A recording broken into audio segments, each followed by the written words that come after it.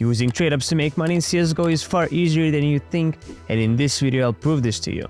I tried using smart tradeups to make guaranteed profit, and this is how it went. Hello and welcome, this is Fizz, and in this video I want to show you an effortless way how you can use some simple math and find profitable tradeups that pose the least risk possible. When people look for some money-making opportunities in CSGO, they tend to look into trading mainly, but trading is not the only reliable way of making profit in CSGO. The same thing can be said about doing trade-ups, especially the smart ones. Trade-ups may seem a bit complicated, but they are far more straightforward than it looks. It all comes down to some numbers, and there are quite a few tools that can help you count. For this video I will use CSGO float, but it's up to you what you want to use. Though one thing is for sure, if you want to find some good opportunities, you need to work on your margins. Once you hit a good trade-up, you must sell the item to repeat the process. However, using the Steam market is a somewhat inefficient way, as you are subject to a 13% sales fee. With this in mind, we need to understand that it is possible to use other services such as Buff163 to get lower margins and therefore get better returns. In order to calculate the aforementioned returns, I need to work on a specific spreadsheet. People typically rely on websites such as tradeup Spy, CSGO Float, and others to calculate returns, but more often than not, their pricing algorithm is unreliable. Since the profit with smart tradeups comes from distinctive margins, we need to do some manual calculations. This can be done using various software, but for this example, I will be using a simple Excel spreadsheet. Previously mentioned websites can give you accurate odds of items that you can get, and this is the information we will be using. The first trade that I found interesting is from a clutch collection, and it involves 10 StatTrack restricted skins. The cheapest possible input from this collection is a Negev lionfish. This trade-up has a few profitable variations, and the first one is with a field tested restricted inputs. In order to get the best returns, I need to keep my average float below 0.234 and buy items using buy orders. As you can see, the lowest buy order is at 3.2 yuan, and they usually get filled relatively fast. In other terms, this means that our cost per trade-up is 10 times the buy order price, which makes each trade-up worth 32 Chinese yuan. At this point, we can manually calculate the profit margins. There are only 3 outcomes possible for this trade-up, and each one of them has an equal chance to be hit. The expected return for this trade-up can be calculated by multiplying the current sale price of a possible outcome on Buff with a 2.5% sales fee subtracted by 30.3% and then adding all 3 results. This can be seen in a far easier terms in this spreadsheet. According to the latest prices that I found, the expected return for this trade-up is around 36.8 Chinese yuan, and if we divide the expected return by the trade-up cost, we get an expected profit of around 15% per trade-up. Of course, that does not mean that we will constantly hit profitable outcomes, but in the long term we should average out at around this value. Before actually doing these trade-ups, we also need to discuss the drawbacks of this method. There are 3 main things to talk about. Firstly, sometimes it takes some time to get all the inputs, so this exact trade-up is only suitable for lower budgets. Secondly, the average needed float is somewhat low, which means that there will be some unsuitable items. However, since we are buying them with buy orders, there is a small margin that we can work around and flip the item for the market price on Buff. This way, we may incur a minuscule loss or even get a small profit. You can find more information about this method by watching my previous video, which is now linked in the top right corner. The third and probably the most worrying thing is related to prices. In order to sell back your newly acquired trade-up outcome, you need to wait for 7 days. During this period, the price can fluctuate and you might be left with a bit lower return. Therefore, it's essential to calculate the same trade-up with a buy order price, which would give you a better understanding of what things would look like at quote-unquote the worst case scenario. Now, let's get back to business and start doing these trade-ups. Since I have accumulated quite a few inputs, I need to find the most efficient inputs for every trade-up to squeeze the highest returns possible. For this, I'm using the CSGO float trade-up calculator thingy. I click on my inventory tab, sort items by the lowest float, and manually input the field tested items. I aim to have the op mortis float as close to 0.14999 as possible, as this leaves us slightly better flows for future trade-ups.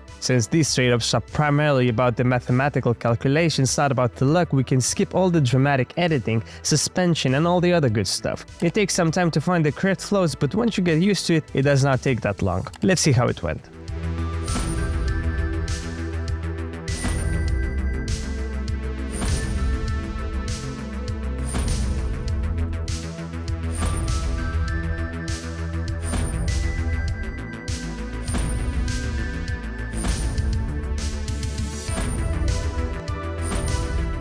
I have done 10 trade-ups. Theoretically, this should have resulted in around 15% of profit, but this time around I got just above 12%. In other words, I managed to make around 40 Chinese yuan profit, which can be converted to $5.6. Even this tiny result is decent, which should work as a good head start for my goal of proving the quality of these smart trade-ups. The second trade-up is literally the same, but this time with minimal rare lionfish skins. This trade-up has an expected profit of just above 13% per trade-up. I placed quite a few buy orders for these Negev lionfishes in minimal wear, and in order to get the best value, I need to keep the average float in the trade-up below 0.109. I managed to finish 6 of these trade-ups, and let's see how it went.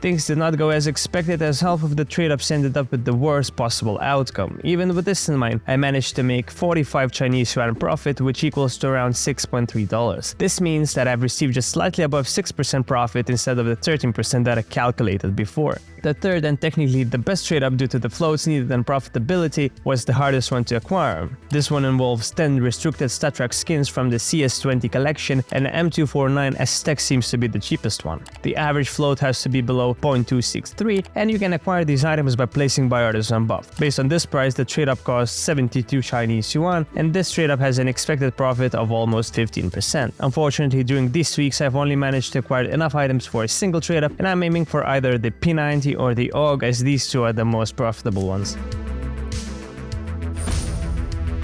This P90 nostalgia brought me an expected profit of around 22 Chinese yuan, which equals to around $3.1. This puts our total profit for this video at around $15 after fees, and while only $15 US does not seem like something special, you can add one more interesting fact. I spent 1122 Chinese yuan, or $156.8 for all the inputs in this video, and ended up with around 1230 Chinese yuan, or around $171.8 after fees. That's a growth of 9.63%, which was pretty much guaranteed by using some intelligent calculations. Just to put it into perspective, 9.63 returns are pretty much the same as the annualized S&P yearly returns. The last thing to do is to sell all these items back on above and then repeat the whole process all over again. While the trade-ups in this video are mainly suitable for people with lower budgets, the higher-end budget players can use the same calculations to find more expensive trade-ups. Before we finish this exciting journey of profitable CSGO trade-ups, I want to say thank you for being here. Together, we have explored smart calculations and discovered how to grow our profits consistently. Using these strategies, I've made $15, but guess what? We are just getting started. Whether you have a tight budget or more money to invest, these calculations can help you find even better trades. Your support means a lot to me. Feel free to drop your questions and ideas in the comment section down below. Don't forget to like, subscribe, and stay tuned for more adventures. And I will see you in the next video.